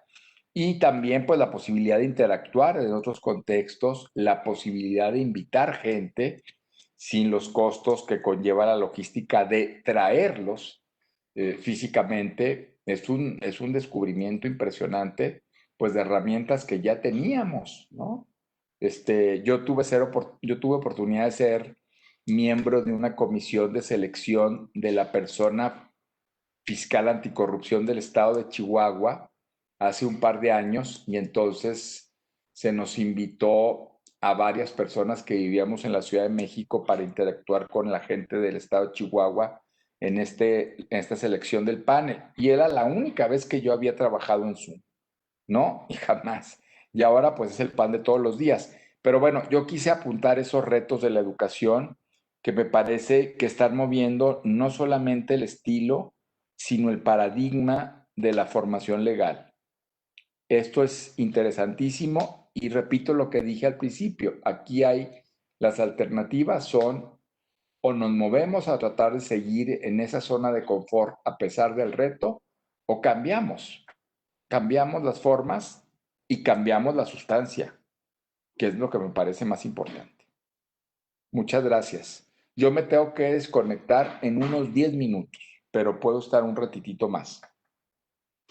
Muchas gracias, doctor Caballero. Ha sido muy interesante escucharle, sobre todo, pues sí, poniendo mucho énfasis en cómo esta nueva circunstancia ha obligado a las instituciones educativas a innovar, a adaptarse y esto pues también a transformar la forma en la que se enseña derecho, ¿no? Entonces, bueno, también solo mencionar que la consejera Ortiz y la doctora Carmona tuvieron que retirarse para acudir a otro evento. Ya sabemos que ahorita hay mucha demanda de eventos, también en función de lo fácil que es conectarnos y tener esta oferta de eventos. Entonces, les agradecemos mucho su participación.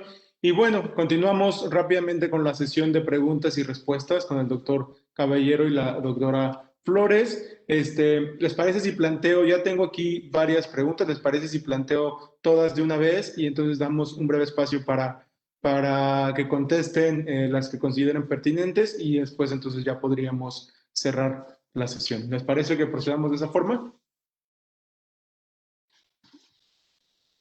De acuerdo, le hacemos así. Bueno, aquí tengo algunas preguntas que nos han planteado desde el público. Algunas tocan de cierta forma temas que ya destacaron, pero que quizá valdría la pena profundizar. En primer lugar, nos preguntan cómo ha impactado la emergencia sanitaria el ambiente de las instituciones académicas y las dinámicas de trabajo de estas. Y si han desarrollado estrategias para atender las inquietudes o preocupaciones de los profesoras y de los profesores, ¿no? ¿Cuáles han sido las reacciones de los profesores y profesoras ante esta nueva forma de trabajo? Ya nos mencionaba algo sobre ello el doctor Caballero. Y si han desarrollado estrategias de capacitación específica para el uso de tecnologías, ¿no? Y también cómo se ha apoyado a los docentes, ¿no? Para garantizarles las condiciones necesarias para poder dar clases a distancia. Esa sería una primera grupo de preguntas, ¿no? El otro grupo de preguntas se refieren más bien a si han desarrollado o identificado buenas prácticas de tipo pedagógico para fomentar el aprendizaje de los estudiantes en esquemas de educación a distancia y sobre todo en aquellas actividades que son de tipo asincrónicos, ¿no? O sea, como quizá aquí la doctora Flores tenga algunas recomendaciones de cómo incentivar la participación de las personas en actividades donde no siempre hay una interacción con un profesor, con una profesora, cómo incentivar su participación para que no abandonen y para que las personas que ingresan concluyan la actividad. Y finalmente, una última pregunta general, ¿no? Que se refiere a un poco, también ya lo abordó el doctor Caballero, ¿no? Cuando hablaba de estas ideas tan fijas que tenemos sobre cómo debe ser la educación jurídica, sobre cómo deben ser los exámenes que se refieren al derecho y esta idea de que no se debe dialogar o compartir información, ¿no? Estas premisas que han definido la educación jurídica en el país y en el mundo. Y esta pregunta sería, ¿cuáles son o cuáles consideran que serán los efectos en el largo plazo que esta pandemia, que esta transición a esquemas de distancia tendrá en las dinámicas académicas en el contexto del derecho? Creo que podríamos hacer esas tres preguntas, me parece que abordan temas interesantes, podríamos dar oportunidad a que contesten y entonces cerramos la sesión.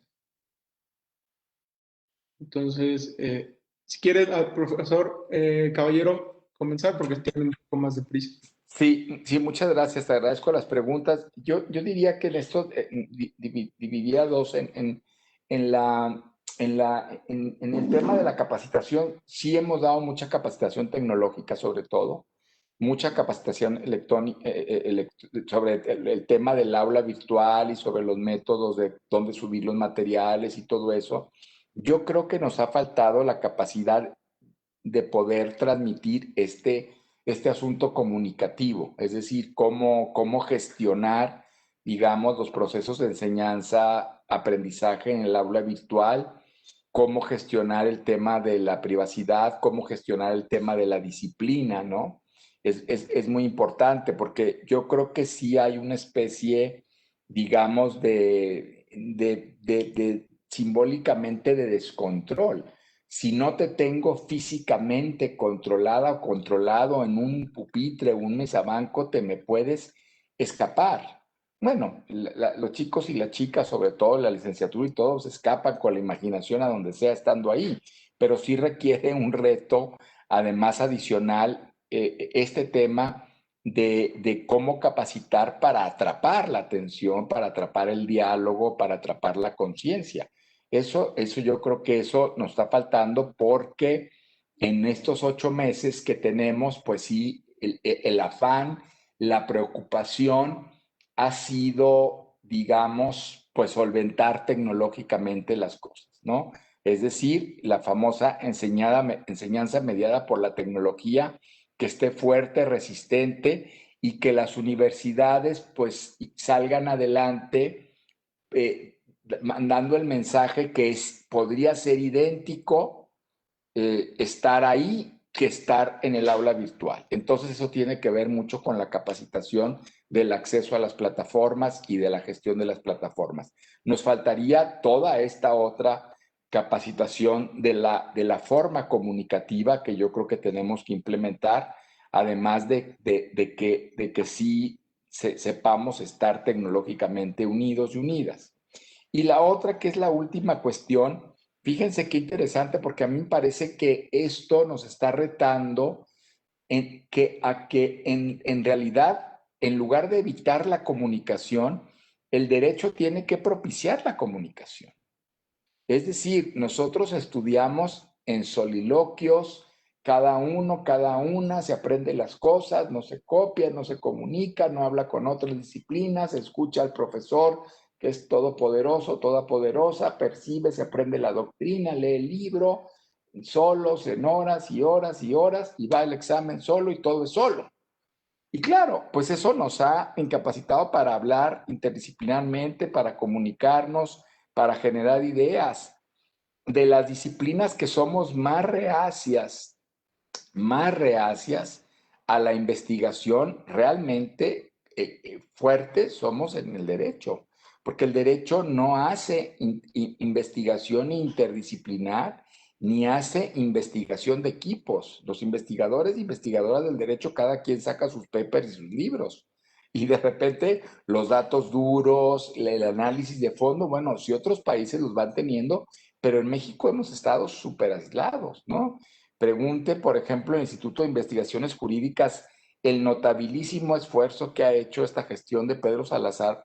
Yo lo reconozco mucho por llevar investigadoras e investigadores no juristas a la planta de investigadores en jurídicas, que me parece notable. ¿Por qué?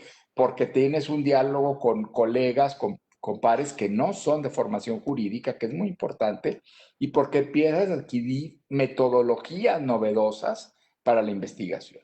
Entonces yo creo que esto nos tiene que romper el esquema y voltearnos a la comunicación.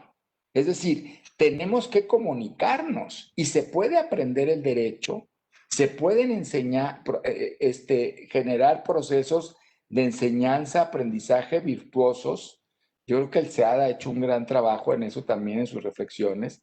Se pueden generar procesos de enseñanza, aprendizaje virtuosos del derecho en la comunicación, con la comunicación, a través de la reflexión compartida, a través de la escritura compartida, a través de la solución de problemática jurídica compartida.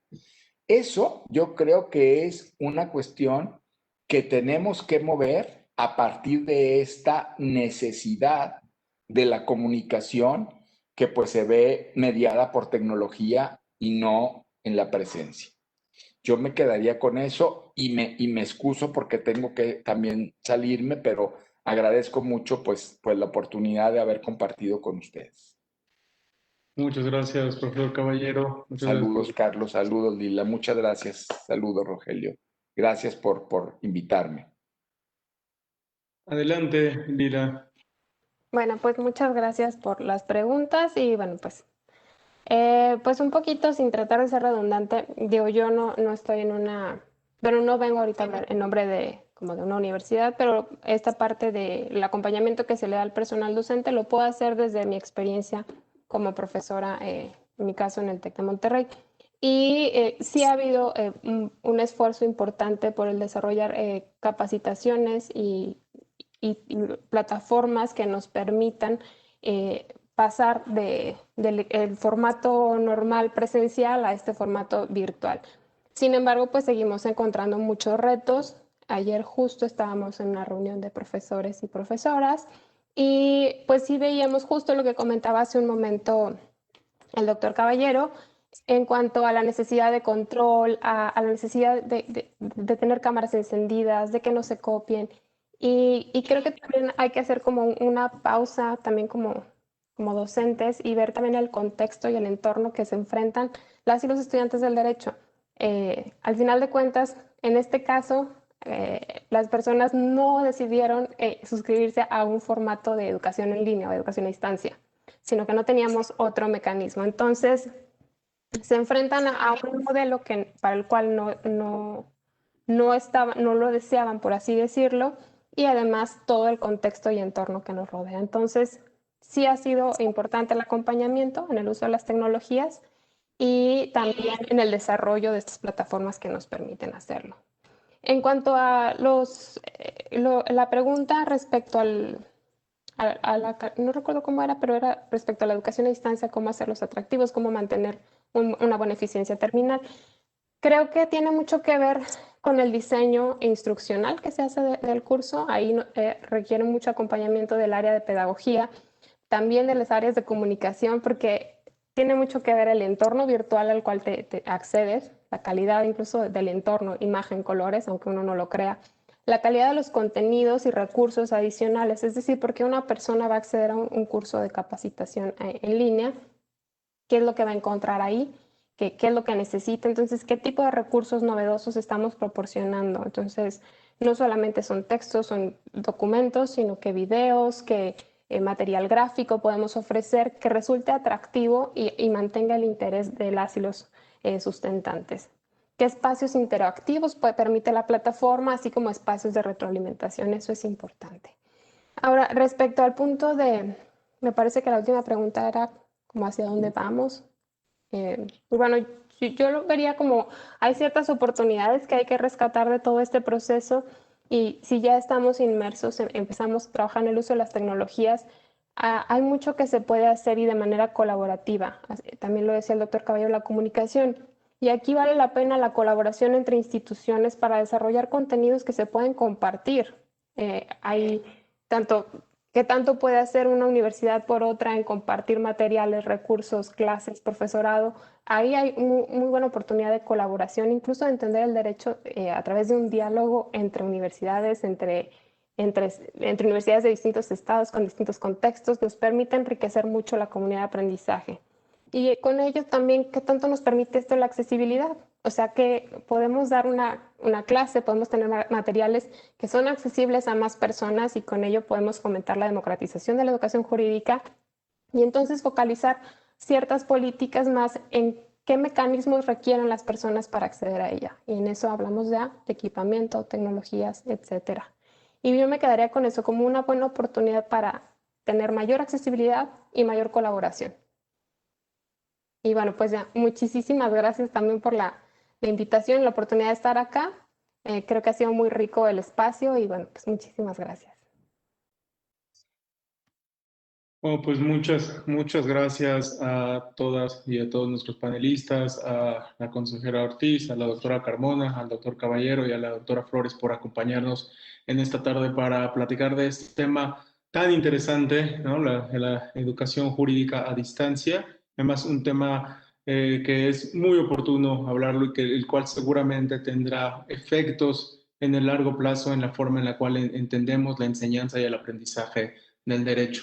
Les agradezco también a todas las personas que nos han acompañado esta tarde en la plataforma Webex y también a todas las personas que nos han seguido por las redes sociales del Instituto de la Judicatura Federal y del Instituto de Estudios Constitucionales de Querétaro. En nombre del doctor Arturo Bárcena y del director del Instituto de Estudios Constitucionales, el doctor Rogelio Flores, les agradezco a todos su participación. Y les recuerdo también, antes de concluir, que el próximo lunes tendremos la conferencia de cierre de este segundo encuentro de juzgadores y académicos. Y para esta conferencia de cierre nos acompañará el doctor Roberto Saba, quien estará hablando sobre los retos de la justicia constitucional en la pandemia. También creo que es importante hacer la anotación de que esta conferencia la tenemos programada para las 5 de la tarde el siguiente lunes 30 de noviembre. Y sin más, pues muchas gracias a todos de nueva cuenta, que tengan muy buena tarde y muy buen fin de semana.